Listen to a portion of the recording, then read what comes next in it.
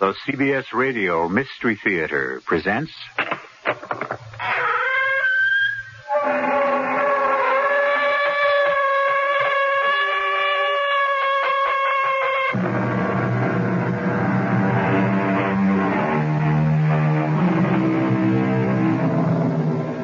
Come in.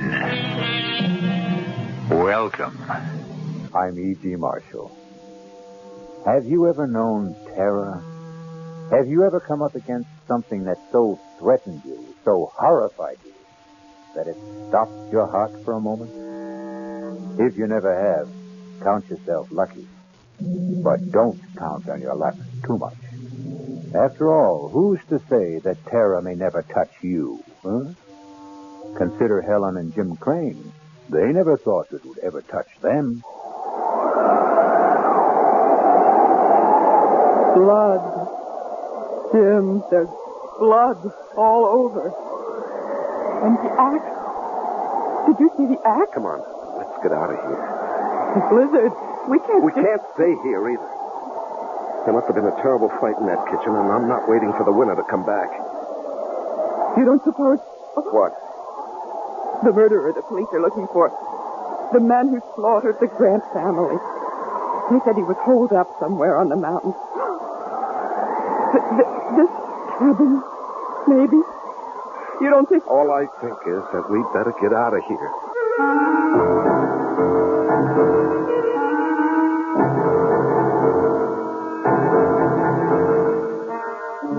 Our mystery drama, Blizzard of Terror, was written especially for the Mystery Theater by George Lothar and stars Lois Smith. I'll be back shortly with Act One.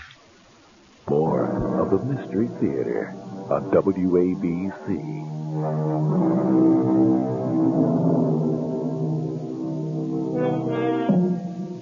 Dare you join me now in a blizzard of terror? Not so fast, not so quick to answer yes. Are your nerves in shape for what lies ahead? Have you promised yourself a good night's sleep? A promise you want to keep? In simple brief, are you who now listen to my voice ready to cope with terror? Very well. You made the choice, not I. Come along, then. Well, come on.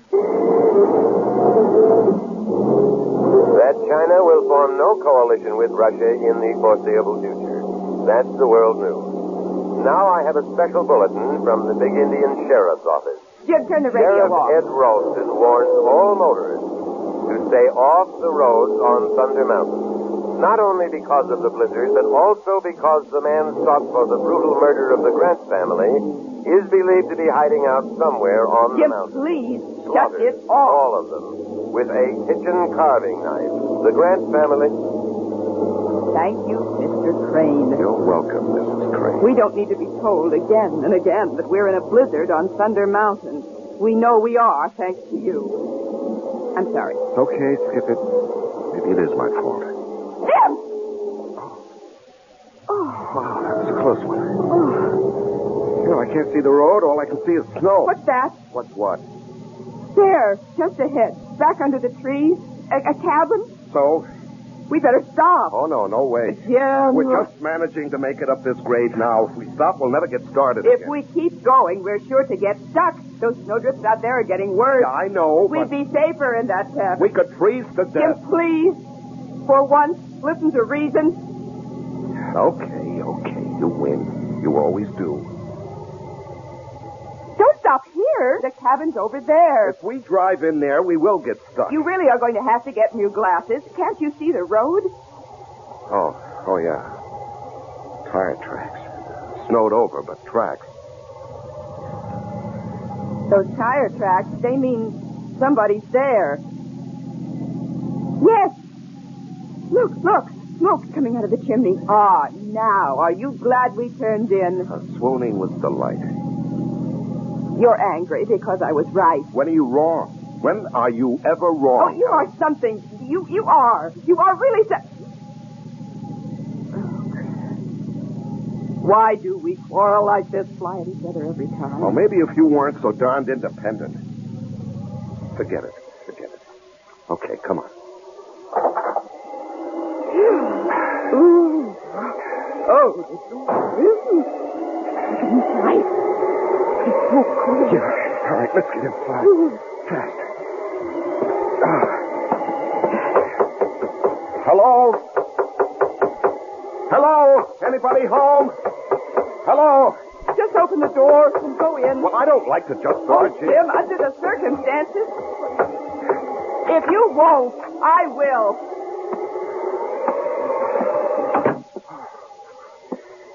Hello?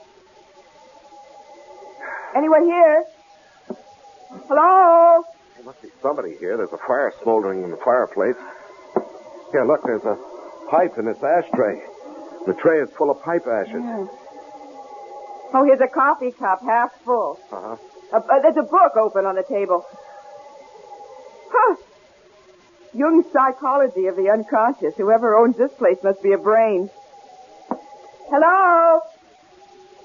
Anyone here? Hello? Helen, don't do that. You've got no right to go nosing around. Bedroom. Nobody in it. Must be the kitchen. Behind that door. Helen! Yes. Let's just sit down and just wait for whoever owns this place to come back, huh? I just want... You've got no right, Helen.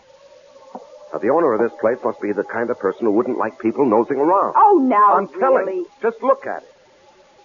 This isn't just a cabin. It's a kind of lodge. Here, that wall lined with books. There, a hi-fi. Stacks of records, all classical. And those paintings on the walls. Helen, please. I want a cup of coffee, and if this door leads to the kitchen... Just won't listen. Just won't ever listen. Well, what are you standing there for? Now that you've opened the door, go on in. Oh. Good Lord. What is it? Oh. Jim. Oh, Jim. Helen, what is it? The What? kitchen. Oh, the kitchen. Oh. Here, Helen, here. You better sit down. You look like you're going to faint.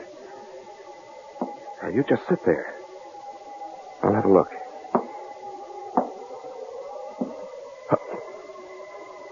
Oh, no. Oh, Helen, come on now. We better get out of here. My God. Oh, Jim. Blood all over. And the axe. Did you see the axe? Yeah, that's the first thing I saw. Come on. Blizzard. We can't stay here. There must have been some hell of a fight in that kitchen, and I'm not waiting for the winner to come back. Oh, you don't suppose... What? The murderer? The murderer they're looking for, that man who slaughtered the Grant family? They said he was holed up somewhere on the mountain. Helen, I don't know, and we're not going to hang around to find out. Now, come on, let's get out of it. Hello. Hello. I'm Jim Crane. This is my wife, Helen. We got caught in a blizzard, and we saw your cabin, and we just came in. We were over at Big Mountain for a skiing weekend, and we started back too late, thanks to my husband. Oh? Yeah, I guess it was my fault. You see, I don't ski. My wife does, but I don't, and, well, I got into this poker game, and I was winning, and I couldn't quit when I was ahead. You know how it is? You don't have to make any excuses to me, friend. Maybe to her, but not to me. Well, I was just explaining. Like ice in here. Better get that fire going again. You needn't bother on our account. I'm not. Well, what I meant was we were just leaving. Not in that blizzard, you're not, Mrs. Crane. It's Miss Morgan, if you don't mind. I thought you said she's your wife. Well, she keeps her maiden name. You kidding?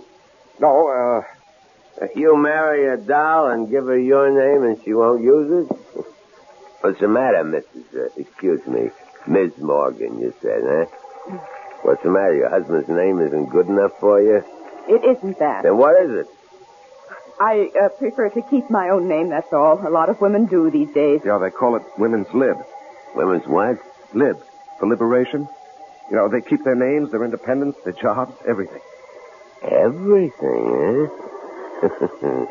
That's too bad. You were my wife, doll. You wouldn't keep your name or your job or Anything. What do you do besides letting her get away with all this? Engineer. I'm an engineer. You drive a train? Oh, no, not that kind of engineer. Hydraulic engineer. Water power. Oh. Cigarette? No, thanks. I don't smoke. You? I don't smoke either. And I thought you... Huh? Nothing.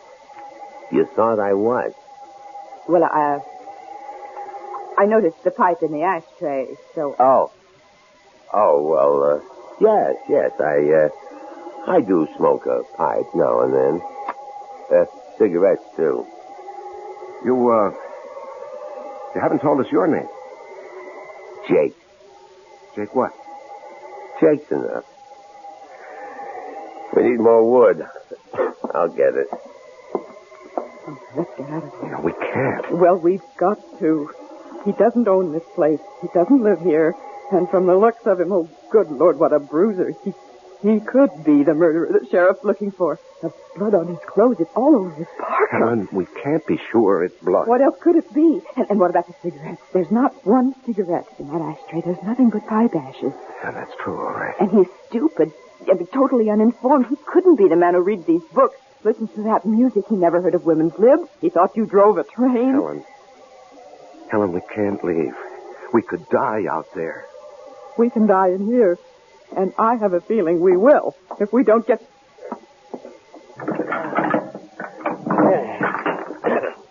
That'll hold us for a while. And enough wood in the shed to keep us warm through the night. As though with a little lady like this to keep you warm, you wouldn't have to worry too much, would you? Well, don't look so upset, Jimmy boy, would you? I wouldn't. But then I'd see to that. Not a bad idea, come to think of it. How about a drink, sweetie? Or don't you do that either? I could use a drink, yes. You, Jim? Thanks, yes. What do you do, Jake? Right now, nothing. Well, I mean when you do something. Let's see, we got scotch, bourbon, vodka. What'll it be? Helen? Scotch. Huh? I said scotch. No, please? Excuse me, please. Jimmy boy? The same. Please. One thing you gotta say for men. They got better manners than women. Well, come on. Pull up to the fire here. Let's all get, cozy. That okay with you, Helen? It'll certainly be warmer by the fire. That isn't what I said. I know what you said. What'd I say? Here you are. Thank you. Showing better manners. Good. Thanks. That's better. Easy chair, warm fire, drink. That's much better. Nice place you've got here. It's all right. You must do a lot of reading, all those books. I read some, yes. Mm-hmm. I see you like classical music, too. Hmm. Who are your favorites? Composers, I mean. Oh, Beethoven, maybe? Yes, I like Beethoven. Oh, me too. I'm especially fond of his 10th Symphony. Oh, yes, I go for that, too. Well, I don't know about you two, but I'm getting hungry. Could use some supper. How about it? Yeah, I could eat. You, sweetie? Oh, I suppose. Yes. Good. But first, we'll have to clean up the kitchen. It's a real bloody mess out there, and I mean bloody. What do you mean bloody? Just said there's blood all over. All over me, too. See? Oh, yes. How, what happened? I didn't want to kill him. I had to. I surprised him out there in the kitchen, and he came for me. It was an axe, and it was the handiest thing, and I used that.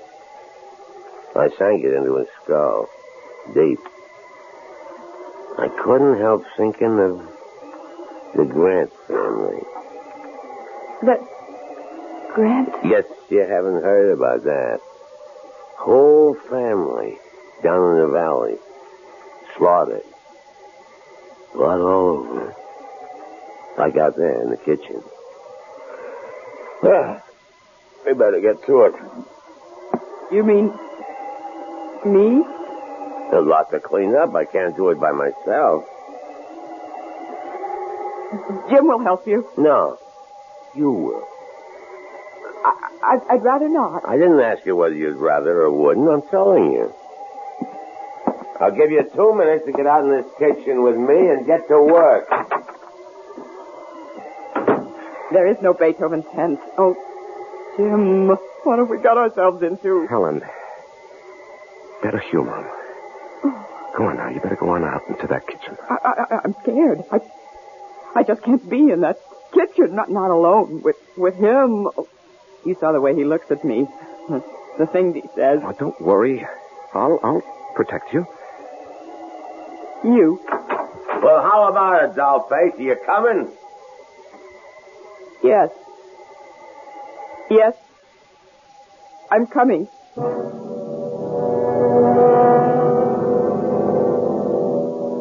Helen and Jim feel the first stirrings of terror.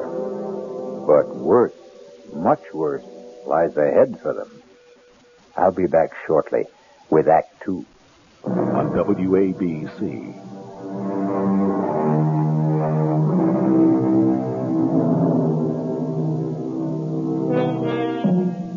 Suppose now that you, not Jim and Helen Crane, but you had sought shelter from the blizzard in that forsaken mountain cabin.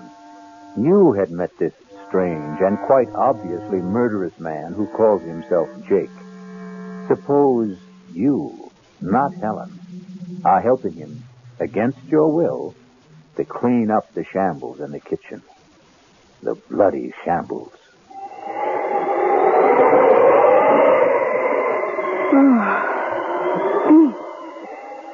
Well, that's it, I guess. The axe needs to be washed. There's blood all over it. Well, go on, wash it. I can't touch it. And not as liberated, wasn't that the word, as you thought? I don't see what that's got to do with it. I kind of got the impression you felt you could do anything a man could do. All right, I'll wash the axe. You start making supper. Well, what are you standing there for? Get busy. I don't know where anything is. Lots of canned stuff in that closet, and there's a can over on the wall. Think you know how to use it? I'll try. Spunky, aren't you? Spunky. You know there was a killer in this kitchen this afternoon, and I was the one used this axe. You know that, but you got the nerve to stand up to me. Maybe too much nerve. Here's beans and spaghetti, stew. And that's about it. What do you want? You decide. I figure you're good at deciding things. That's what's wrong between you and your hubby? How do you know there's something wrong? No sweat. 5 minutes with the two of you, and anybody could see you're too pushy. And him, he's too much the other way. Yep, like I said, you're too spunky. Somebody ought to take a little of it out of you. Get your hands off me. Oh, come on now. Now let me go. Oh, stop it. Stop it. Hey, what's going on? Oh. What's going on? Well, you might say I was, starting to do what you should do, Jimmy boy. Well, don't try that again. You do. And you won't do any more than you're doing right now. Oh, no? Oh, no? Oh, Jim, please. It's all right now. No harm done. I'm not hurt or anything. What's the big deal, Jimmy boy? Little kiss between friends. What's to get psyched up about? Come on, chum. Let's you and me have a friendly drink while Helen gets supper ready. No, I don't want to. Come on. You know how to use that can opener, sweetie? I'll manage. That's my girl. Scotch, right? Yeah. Oh, I see you tried to use the phone. Don't look so surprised. You put it back the wrong way around. The phone's dead. I could have told you that. The wires are down, I guess. No. I cut the wires. You cut? I see.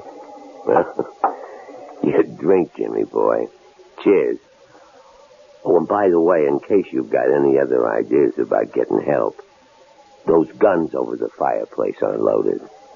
And neither is that revolver on your mantel. Jake. Yeah? I'll make a deal with you. What gives you the idea that you're in any position to make a deal? I'm not, but you've got aces back to back. I know that, but I'm still in the game, Jake. You're a good poker player. You're bluffing, but I'd never be able to tell it in your face. Are you going to listen? All ears. Let us go, Helen and me. Let us go, and we won't say a thing, not a thing, to anybody. About what? What? You know. I don't know. Look, I don't want to spell it out. You got no choice. I hold aces back to back, like you said. All right. My wife and I, we have a pretty good idea who you are. You know that, or I wouldn't be telling you. Uh-huh. So, what you're thinking, once these two leave here, they'll contact the sheriff and give them a lead on me. Well, all I want to say is, just give us a break, and we won't say a word to anybody.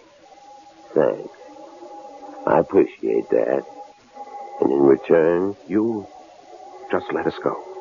Who's holding you? Well, you know what I mean. We can't go now, not with that blizzard out there. I mean, tomorrow or the next day, whenever the plow comes through and clears the road. I want you to let us live. What for? Answer me that, Jimmy boy. What for? Well, that's a crazy question. Yeah? Let me tell you something. Tell me. You in love with your wife? You can't answer that, huh? She in love with you? Can't answer that either, huh? Can you? How long you been married? You can answer that. 3 years.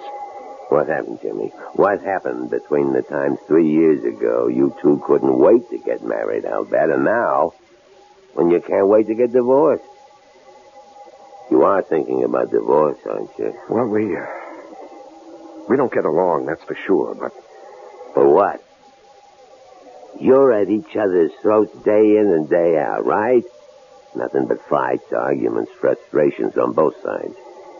From the minute you get up till you go to bed, right? Am I right?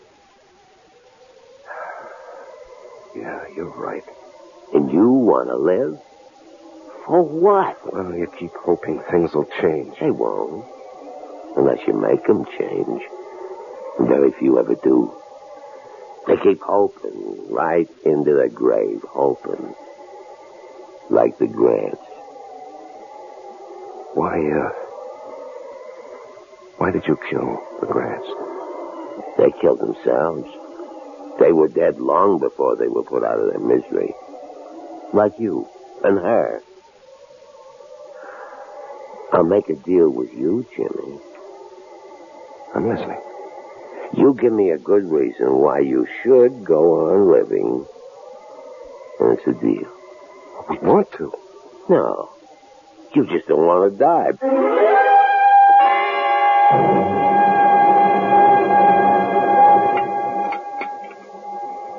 Now,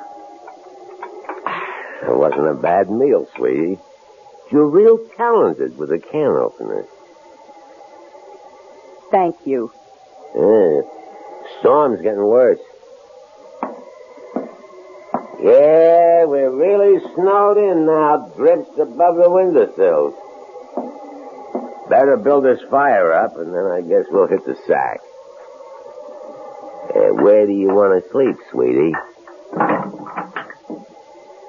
Come on now. You shouldn't have any trouble making up your mind. Oh, I haven't. I'll sleep with my husband, as usual. As usual? What kind of a crack is that? Now, cool it, Jimmy boy. Well, I won't have my wife insulted. I don't care how big you are, Jake, or how tough or cold-blooded. I won't have you insulted. Jim, now stop it. This is no time for gallantry. You're no match for him. He'd kill you. Besides, you took me the wrong way.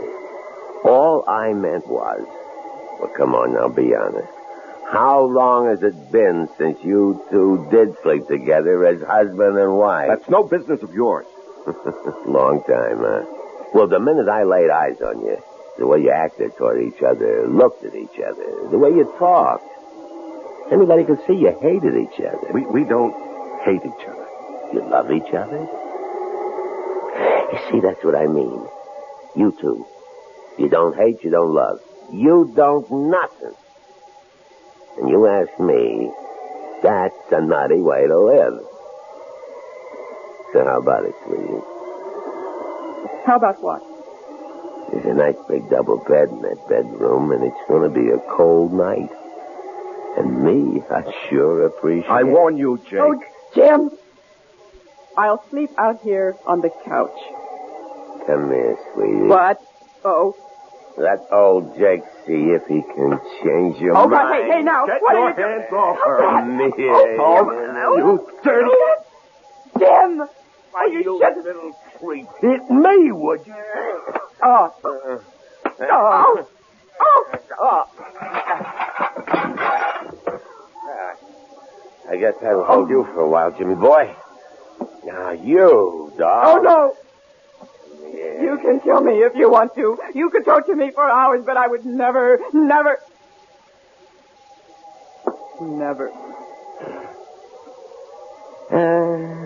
Suit yourself. No, I think about it. What would I want with you? Oh, when Jimmy boy comes to, tell him not to get any ideas in the night about escaping or overpowering me. He hasn't a chance. Jim? Jim? Oh, I'll be okay. He sure packs a mean wallop. You shouldn't have even thought of standing up to him. Some things a man will take and some things he won't. And manhandling his wife is one of them. Jim, can we get out? Do you think? Would there be any way? No. We're snowed in. Even if we could get to the car, we wouldn't be able to drive it afoot in those drifts. What about telephoning for help? Well, the phone's dead. He cut the wires. Oh. But don't you worry. Don't you worry, Helen. There's one thing he overlooked. What? That revolver on the mantelpiece. This. It's loaded? Not yet, but it's going to be. He made a big point about those guns over the mantel and this revolver having no bullets in them. I knew that without being told. Those guns were the first thing I went for when you two were in the kitchen.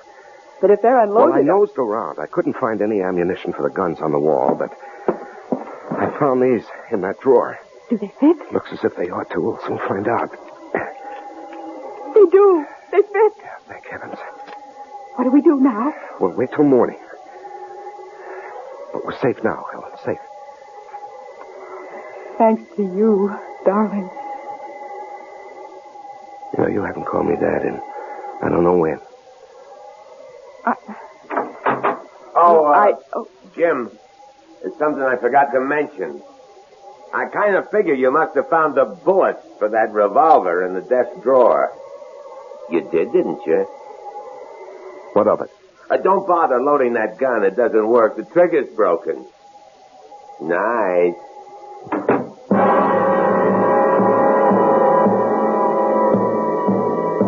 Helpless once again, Jim and Helen can only stare at each other as fear touches them with icy fingers. I'll be back shortly with Act 3.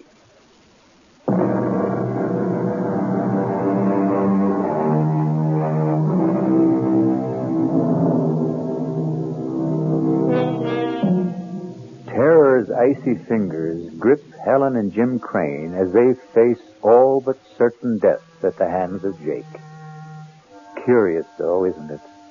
Even strange that their fear, shared in common, brings them closer to each other than ever before in the 3 years of their marriage. Strange. Curious. Jim, Oh, I didn't know you were awake. I've hardly slept. I'm sorry. I've done the best I could with this fire through the night to keep the room warm. I know. I watched you get up out of that chair again and again. Thank you, Jim. What? You did it mostly for me. For my comfort. Thank you. Oh, nonsense. I need a little warmth, too, you know. You don't get much, do you? From me. Could be I don't rate much. I think you do. Then why do you withhold it? I only just found out. Found out? It wasn't the cold that kept me awake through the night. It was thinking about Jake and us. Yeah, well, we'll manage a way out of this. I don't know how, but we will. I wasn't thinking about that. I was thinking about something he said last night. He said, we don't hate each other, we don't love, we don't nothing. And then he said, you ask me, that's a nutty way to live. Well, it is, isn't it? If what he said was true about us, but it isn't. It is. Not for me. I did a lot of thinking, too. I love you, Helen. I always have. It's just that...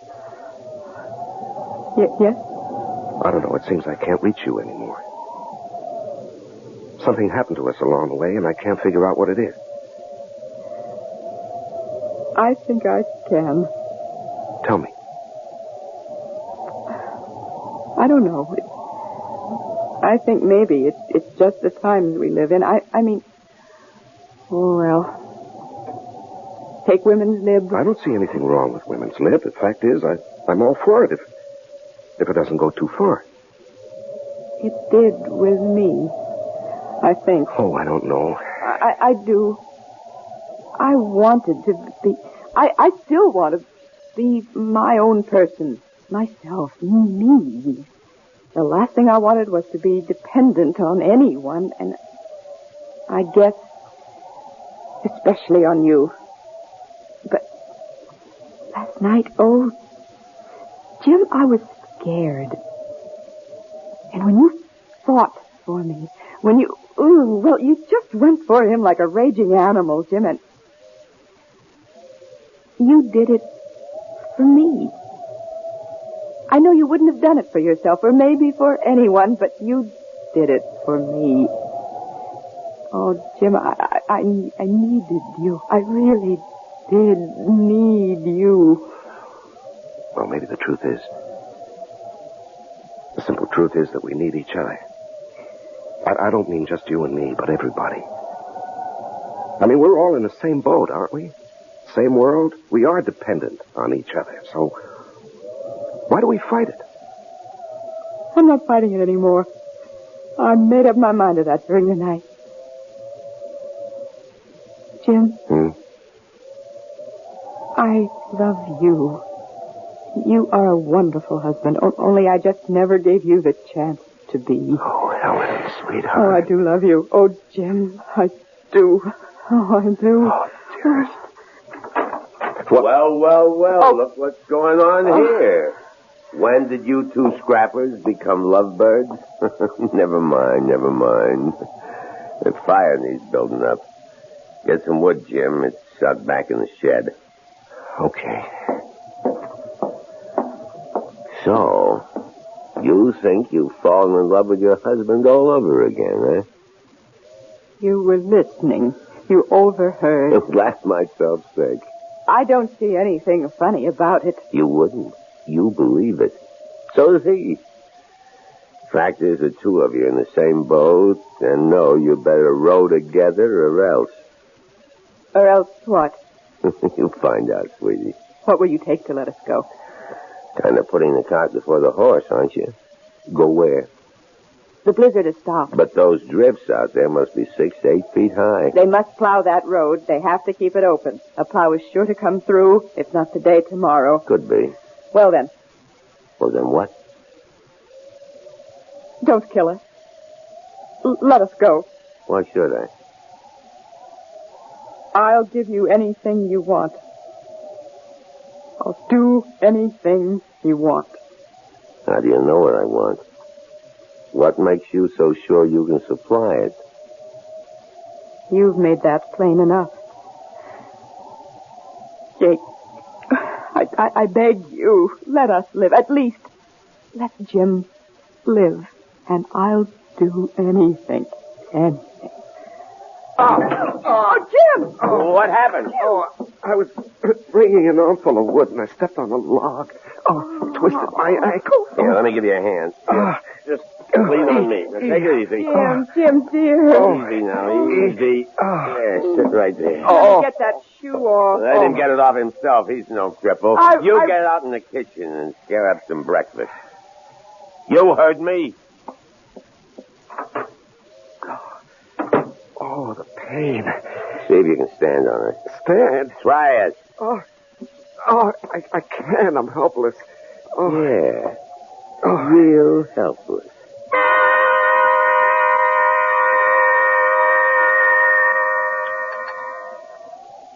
Hey, you make a good cup of coffee, Doe. Thank you.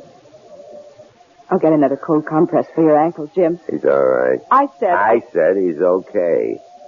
Let him worry about his ankle. You and me have some unfinished business.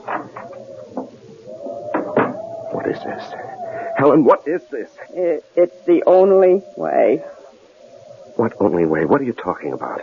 Jim, I made a deal with him.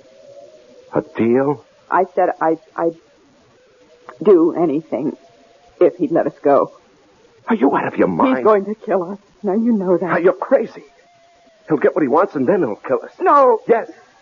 No, because I'm going to kill him with this kitchen knife. All I want is to get close enough to him. No. And then No, you can't do that. It isn't in you to do that. It's got to be. There isn't any other way. What's keeping you? I'm coming. And leave the knife, Doll. These petitions are awful thin. You ought to know that by now. Put the knife down, I said. Stay where you are, Helen. You made a deal, and she's gone through with it. Over my dead body. No, you fool, over your live body. Over my live? He said he'd spare you. Spare me? He said us. She lied.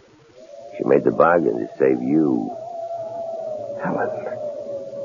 Helen, you would... I love you. I love you, Jim. I told you that. I love you. And I love you, Helen, a lot too much to let you go through with anything like this. What you figure you can do about it, huh? You can't even stand, not on that bad ankle you can't. Oh, yes, I can. Jimmy, boy, not you. Now, Doll. No. I can't. I can't go through with it. Oh, yes, you can. Leave her alone. Leave her alone. Oh, please, I can't. Stop it, you hear me? Stop it. Jim. You... How did you? I don't know, Helen. I somehow grabbed the poker and made it across the floor and hit him with it. I don't know how I did it. Oh, I've got to sit down and get off this. Oh, here. Oh, lean on me. All right, now. Easy. Yeah, thanks. Better have a look at him, Helen, see if he's breathing. I may have killed him. He's breathing. His head's bleeding where you hit him. I get something to tie him up with. See if there's some rope around. And snap it up. He's coming to. Oh, yes. It's the phone. He said he cut the wires. He couldn't have. It was a bluff. Hello? Sheriff? It's the sheriff in Big Indian. Who? Professor Moran. No. There is a man here. I'm afraid he's hurt. Me? My name's Helen Crane. My husband and I got caught in last night's blizzard, and we managed to get to this cabin, and we found... Well, there was blood all over the kitchen, and an axe. Helen, look out. Jake, it's all right. All right. The poker. Helen, the poker. Hit him again. No, you've got it all wrong. All wrong. Helen, hit him. Give me that phone. Hello, Ed. Yes, it's Jake. No, it's okay. Everything's okay. No, I'm not worried at all. I knew you'd check as soon as they got the service back on. What? Oh, man. Bobcat. Yeah, Bobcat. Surprised him in the kitchen. Killed him with a wood axe. Handiest thing. Yeah, I guess so.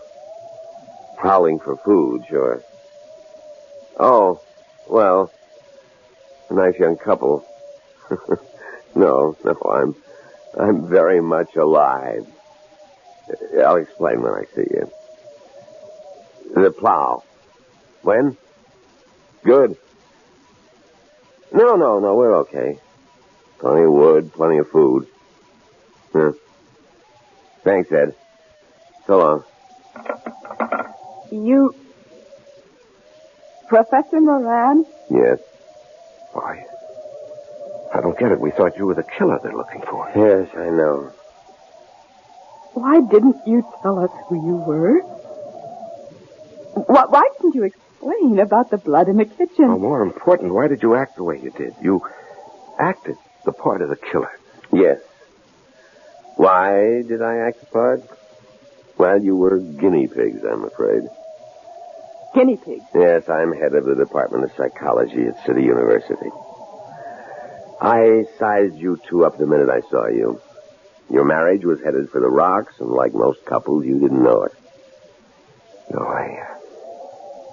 I guess we didn't. Like any other young marrieds in this day and age, you'd lost contact with each other. We're going separate ways. Well, I set out to bring you back together, and as I said before, people in the same boat have to pull together. All I did was put you both in the same boat by making you face a common danger. A danger that never existed. Well, I'm hanged. You carried things pretty far, Professor Moran. Too far, my dear. Much too far. You'll find aspirin in the medicine cabinet. Bring me a couple, would you? On second thought, bring the bottle. And so terror turns to surprise and relief. Pretty shrewd fellow, Professor Moran, wouldn't you say?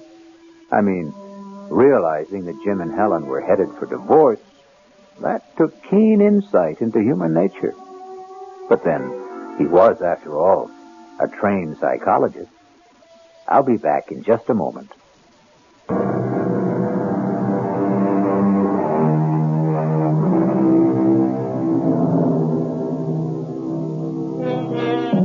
Marriage is two people in the same boat. A cliche, of course. But the very core of every cliche is truth. All is not gold that glitters. A stitch in time saves 9, and so on. I couldn't help thinking that all humanity is in the same boat. And what an infinitely better and happier world it would be if we all learned to pull together. Our cast included Lois Smith, Larry Haines, and Leon Janney. The entire production was under the direction of Himan Brown. This is E.G. Marshall inviting you to return to our Mystery Theater for another adventure in the macabre.